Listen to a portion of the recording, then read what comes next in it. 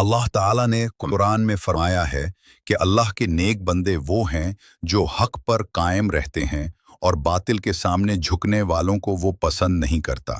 ये बात हम सब जानते हैं कि करबला एक हादसा नहीं था, ये एक तयशुदा जंग नहीं थी, बल्कि ये एक मुसलसल चढ़ते हुए जुल्म के खिलाफ हक की आखिरी आवाज़ थी।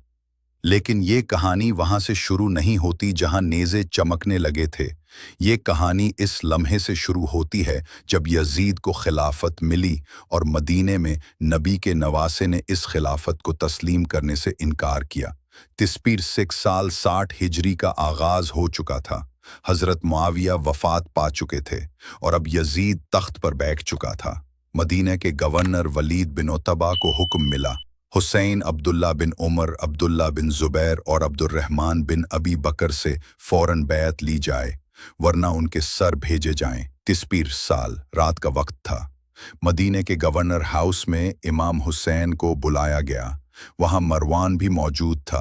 वो ज़ोर दे रहा था कि अभी इसी वक्त बैत ली जाए, मगर इमाम हुसैन ने बड़े सुकून और जलाल से फरमाया, यजीद जैसे फासिक व फाजिर की बैत में कभी नहीं कर सकता। तिस्पीर साल और एक कुला टाम, वो लम्हा तारीख का वो मोड़ था जिसने हक को बातिल की आखिरी सफ़बंदी का आगाज़ किया।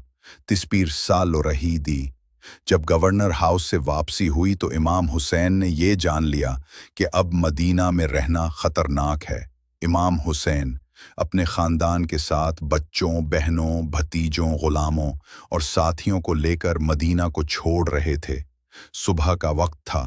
नबी का नवासा नबी के शहर से हमेशा के लिए रुखसत हो रहा था।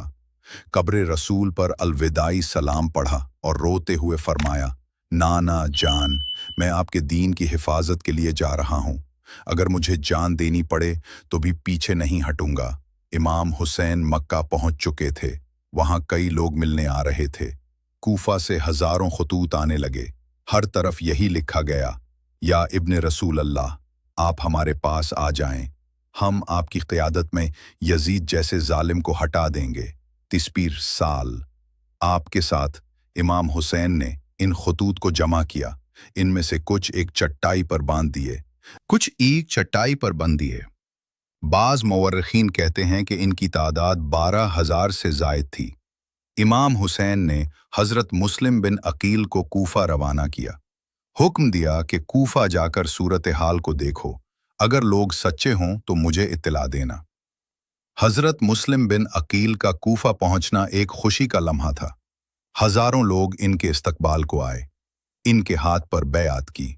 हालात बज़ाहिर साजगार थे, मगर कूफा का गवर्नर नोमान बिन बशीर को हटाकर यजीद ने इब्ने ज़ियाद को भेज दिया और वहां जुल्म का नया तूफान बरपा हुआ।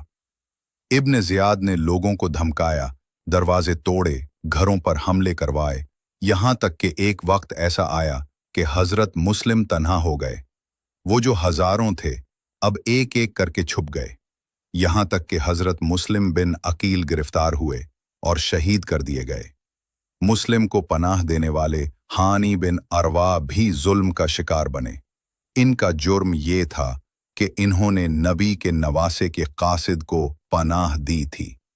इनको बाजार में, मजमा आम में शहीद कर दिया गया ताकि अवाम को डरा कर खामोश किया जा सके। ये सब इमाम हुसैन तक मक्के में पहुंचा, मगर खबर देर से पहुंची और अधूरी पहुंची। हज का वक्त करीब आ रहा था। इमाम हुसैन ने हज का इरादा किया, लेकिन जब इन्हें खबर मिली कि यजीद ने कातिल भेजे हैं जो हज के एहराम में आपको शहीद करेंगे, तो आपने हज को उम्रे में बदल लिया और मक्के से निकलने का फैसला कर लिया। वो जो खाना काबा के साए में पनाह गजी थे, अब मक्के से भी रवाना हो रहे थे, क्योंकि अल्लाह का घर खूनरेजी के लिए नहीं, पाकीज़गी के लिए है। मक्के से रवाना होते वक्त कई लोग इमाम हुसैन को रोकते हैं।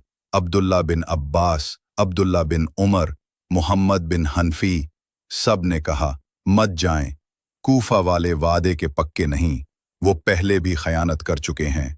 मगर इमाम हुसैन फरमाते हैं, मैं जुल्म के खिलाफ आवाज़ बुलंद करने निकला हूँ। मैं इस्लाह चाहता हूँ। मैं नाना के दीन को जिंदा करना चाहता हूँ। रास्ते में जगह जगह क़याम हुआ। तनाइम, सफ़वान, ज़रूद, ज़ुबाला, कसर बनी मुकातिल, हर जगह वाक़यात पेश आए।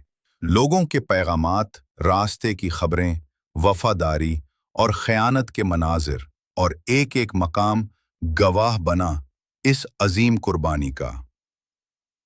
जब इमाम हुसैन ज़बाला के मकाम पर पहुंचे तो हज़रत मुस्लिम बिन अकील और हानी बिन उर्वा की शहादत की खबर मिली।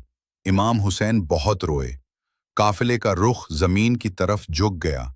इमाम हुसैन ने अपने साथियों से कहा, जो जाना चाहे चला जाए, मैं अब किसी से बैत नहीं लूंगा। कई लोग लौट गए, मगर जो बाकी रह गए वो तारीख का हिस्सा बन गए।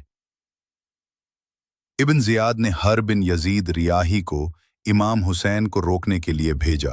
रास्ते में उनका सामना हुआ। हर ने आपको कूफा जाने से रोक दिया।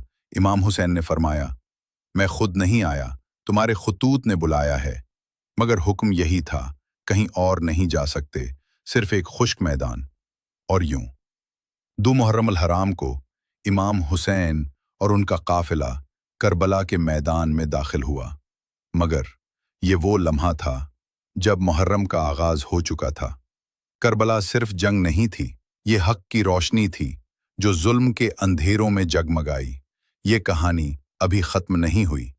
असल दास्तान तो अब शुरू होगी, जब मुहर्रम का चांद चमकेगा और तारीख के उराक लहू से रंग जाएंगे। अगर आप इस चैनल पर नए हैं तो चैनल को सब्सक्राइब जरूर कर लें और बेल आइकॉन को दबाएं ताकि हर नई आने वाली वीडियो अब तक पहुंच सके।